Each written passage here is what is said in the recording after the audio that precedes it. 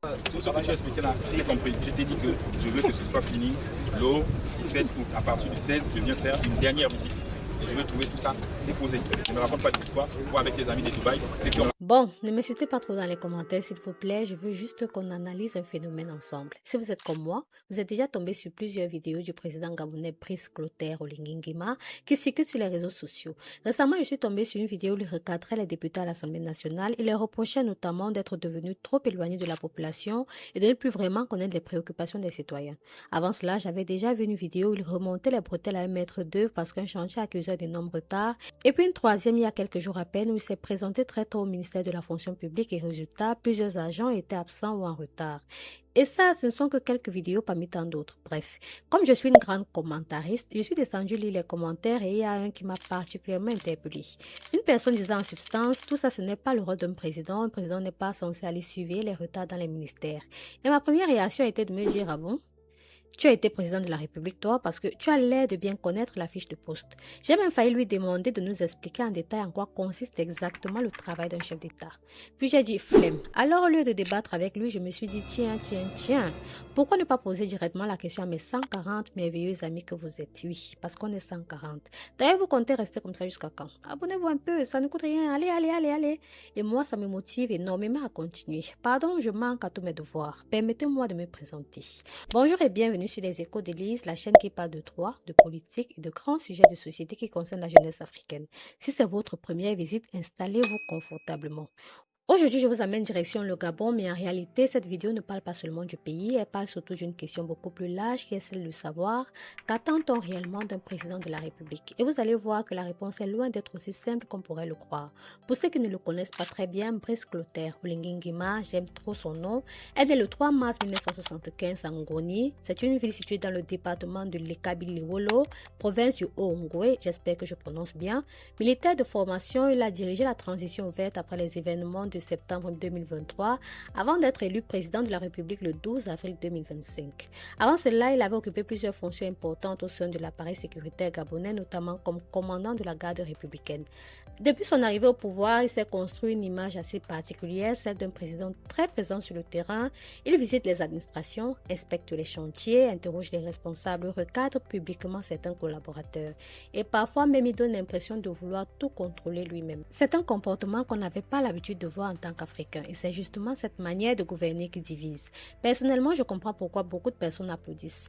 Mais je comprends aussi pourquoi d'autres sont beaucoup plus réservés. Alors essayons de répondre à la question, c'est quoi le rôle d'un chef d'État, d'un président? Parce que généralement, on lui demande tout. Lorsque le prix du carburant augmente, on accuse le président. Quand une route est dégradée, on accuse le président. Quand il y a une coupure d'électricité, encore le président. Quand un hôpital manque de médicaments, encore et toujours le président. À croire qu'il est à lui seul ministre des Travaux publics, de la Santé, ministre de l'Éducation, directeur général de toutes les administrations et parfois même chef de quartier. Pourtant, dans un État moderne, ce n'est pas ainsi que les choses fonctionnent. Le président fixe une vision, il définit les grandes orientations, il choisit les personnes qui vont mettre en œuvre cette vision, il veille au bon fonctionnement des institutions et surtout, il demande les comptes à ceux qu'il a nommés. Autrement dit, son rôle n'est normalement pas de remplacer les ministres, les directeurs généraux, les gouverneurs ou préfets, sinon il passerait ses journées à courir d'un bureau à un autre.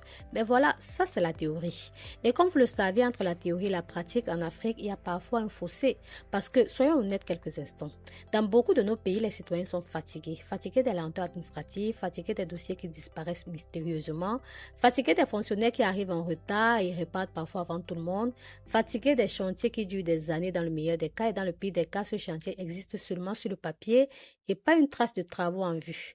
Et ce phénomène n'est d'ailleurs pas propre au Gabon. Je suis convaincue que chacun d'entre nous a déjà vécu une scène délirante dans une administration publique en Afrique. D'ailleurs, si c'est le cas, n'hésitez pas à me le raconter dans les commentaires. Vous arrivez dans une administration à 8 heures, le bureau est fermé, on vous demande d'attendre, puis on vous dit que le responsable est sorti, ensuite il est en réunion, quelque chose que j'ai vécu personnellement. Alors forcément, quand un président arrive lui-même à 7 heures du matin dans un ministère, je ne peux m'empêcher de me dire enfin quelqu'un qui donne le ton.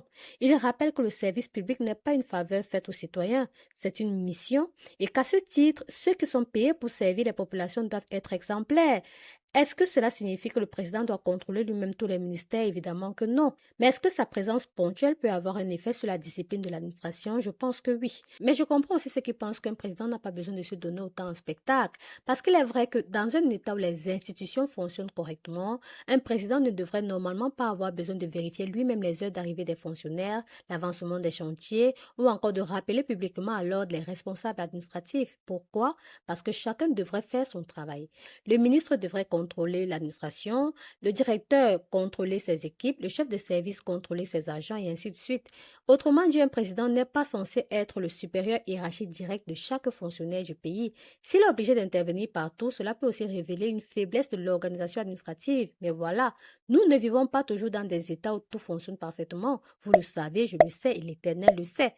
On nous répète souvent qu'il faut s'inspirer de bons exemples. Très bien, je suis entièrement d'accord. Mais copier un dirigeant sans tenir compte de la réalité de son pays est probablement l'une des plus grandes erreurs que l'on puisse commettre. Regardez la Chine.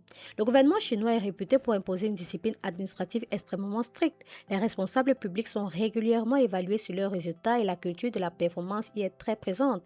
Si on regarde nos voisins, le Rwanda, le président Paul Kagame est connu pour suivre de près les chantiers publics et exiger que les engagements pris soient effectivement respectés. À l'inverse, regardez le Salvador. Le président Nayib Bukele s'est surtout illustré par une politique sécuritaire extrêmement ferme contre les gangs qui sèment la terreur dans son pays. Est-ce que ces trois dirigeants gouvernent de la même manière? Pas du tout. Parce qu'ils ne font pas face aux mêmes défis. Et c'est précisément ce qui rend la politique si passionnante. Il n'existe pas une recette magique, il n'existe pas de manuel intitulé Comment devenir bon président en 10 leçons. Chaque pays possède son histoire, ses institutions, sa culture administrative, ses urgences et ses propres difficultés.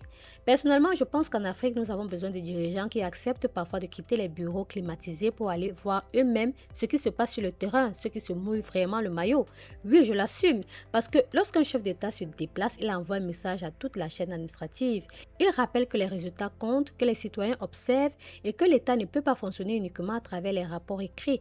Alors la méthode peut être critiquée. Certains estiment que le président devrait recadrer ses collaborateurs en privé plutôt qu'en public afin de préserver l'autorité des institutions et c'est cet argumentaire-ci que je peux comprendre par contre. Et je peux même le partager, mais nous sommes à l'ère des médias, des réseaux sociaux, de la diffusion, donc moi je vois juste un président qui vit avec les moyens de son époque. Et peut-être en montrant du doigt les choses de façon aussi abrupte à Mondovision, les choses vont réellement bouger. Tu travailles mal, on t'affiche. Tout simplement. Au fond, la vraie question n'est peut-être pas de savoir si Olingingema est trop sévère ou pas assez. La vraie question est celle-ci. Est-ce que sa méthode produit des résultats?